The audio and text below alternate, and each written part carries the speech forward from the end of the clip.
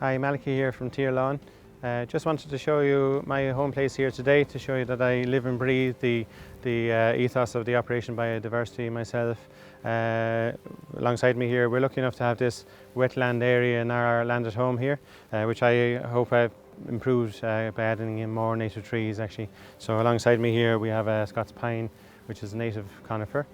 Planted about 4 years ago now at this stage, and is doing tremendously well. Even though it's kind of wet ground here, they do quite well. We've also added in hazelnuts, which are also native. We have spindles, we have willow, and we have oak trees. And oaks do particularly well in kind of poor enough ground actually, and they're very good for biodiversity.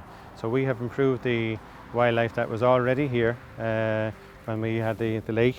With lots of dragonflies and frogs and everything that comes with that, the insect life. But also, since planting the trees, I've noticed that we have now red squirrels.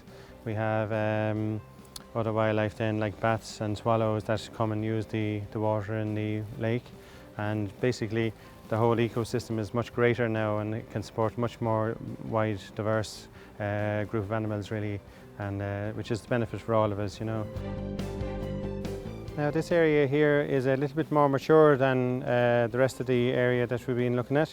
I started about 5 years ago with some of the planting here, but this area behind me is actually nearly 10 years old now from planting, and so it has become more or less, for what was a green field site, is now actually a woodland essentially. So the trees have actually grown up and formed a lovely canopy and shaded the ground underneath. Which in turn has brought in woodland species then, like ivy and ferns, and a different version of wildlife that you would get in open farmland. So at my left here we have a mature hazelnut. We come and pick the hazelnuts in the autumn ourselves, which we use in our house. We have oak trees now that are bearing acorns and providing their own food source for the red squirrels and things that have moved into this area naturally themselves, and we never had them before. And we have blackthorns as well, which provide sloes for the birds in the autumn and the winter time for their feed, for when food is scarce from them elsewhere. We have willows and we have Scots pine, and the Scots pine produce the little seed nuts that the red squirrels crave really, so that's probably what drew them into this area in particular. But it's interesting to see the way the ferns and things have come naturally.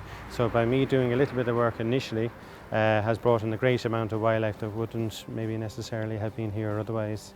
So it's great to see, and it gives me great encouragement that the other areas that we've just planted will in turn become like this as well.